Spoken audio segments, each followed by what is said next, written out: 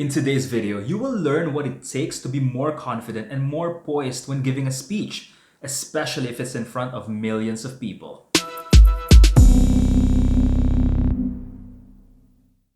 Welcome to Better Today, a place where young leaders find work-life inspiration. If this is your first time here, make sure to stay until the end of this video because I want to hear your thoughts on today's question of the day. Public speaking or presenting is a skill that most modern-day leaders are expected to have. Given how the world has changed due to the pandemic, many of us are presenting to audiences through a screen. We're presenting to empty rooms, but behind the camera of your laptop or your phones, there are dozens, if not thousands or millions of people watching us. It might seem easier, but if you've ever felt weird or awkward speaking to a camera and knowing that so many people are watching you live, then you know it's actually quite difficult. In today's video, we'll take a look at Vice President of the Philippines, Leni Robredo's State of the Nation address and learn how you can confidently give a speech or a presentation in front of many people.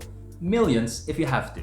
I give presentations for a living. I've been on television myself numerous times and speak at over 20 seminars and conferences a year. So I'll include personal notes and experiences as we go through this video. Let's take a look at 5 things that I think made her speech a pretty good one. First, use the list method to give your speech some structure. When addressing an audience, in her case millions of people, you want to make sure that you bring them along throughout your key points. By using the list method, VP Leni enumerated each and every section of her speech. This means that if the audience was listening and paying attention, they can easily list down key points and easily summarize the speech for someone else if they have to. If someone was coming in late or in the middle of a speech, they would also know how many points they've missed and allow them to catch up better later on. As a speaker, this also helps you set expectations for your audience on how much value they will be getting from your speech. As an example, you as my audience right now, you know that there will be 5 key points in this video. List methods are great, so use them as much as you can. Second, don't deviate from your main topic. The list method is great, but if you deviate too much from it, then it's pretty useless. Speeches and presentations generally have a key message, key points or actionable items, and a summary of what you just talked about. These follow a narrative. And once in a while, a personal story, an anecdote, or a joke makes sense. It helps make the narrative a little bit more interesting. Unfortunately, if you're not yet an experienced public speaker, you run the risk of distracting yourself by deviating from your main topic. If you read a transcript of VP Leni's State of the Nation address, you'd notice that she barely made a single deviation from her main points. For someone who was quite eloquent on camera, 1 or 2 narrative breaks would have been nice to see, but she stuck to the fundamentals and went instead for detail and structure versus deviation. Have you ever been lost in your own presentation before? Let me know that experience in the comments below. Third is to use expert sources within your presentation. Her background is in economics and law. She was about to give a speech that would have been way outside of her areas of expertise, the national health crisis and the pandemic. So what did she do? Her speech mentioned data from experts, specifically health experts. It was important that she did not pretend to know the topic well. The audience would have seen right through it. But it was also important that she referenced those who did know better to make the speech and its points a lot more relevant and credible. When you're speaking in front of a large group of people, always assume that someone in the audience is an expert on the topic that you're talking about. Always assume that there's someone else in the room that's much smarter than you are. Before the pandemic, in face-to-face conferences and seminars, you can always spot these experts from the crowd. But in a televised presentation or through an online call, it's a lot harder to do that. If you're learning something from this video, please hit like and don't forget to subscribe. It really helps the channel out and it tells me that you're enjoying this kind of content. Fourth, you should have a strong call to action.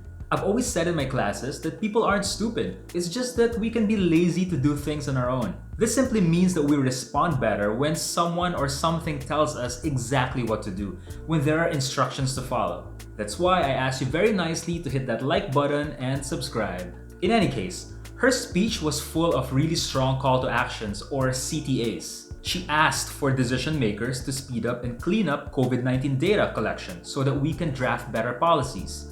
She asked that universities and academic institutions to be included to help with the validation process. She asked for teachers who are having a hard time with distant learning to be supported. I can go on, but you can check out the summary of her CTAs in the video description below. If you have a limited time in front of an audience, make sure that it's clear to them what you want them to do during and after. Maybe you want them to download your slides after the presentation. Maybe you want them to buy a book, to listen to your podcast, or follow you on social media. Don't underestimate the power of a strong and convincing CTA.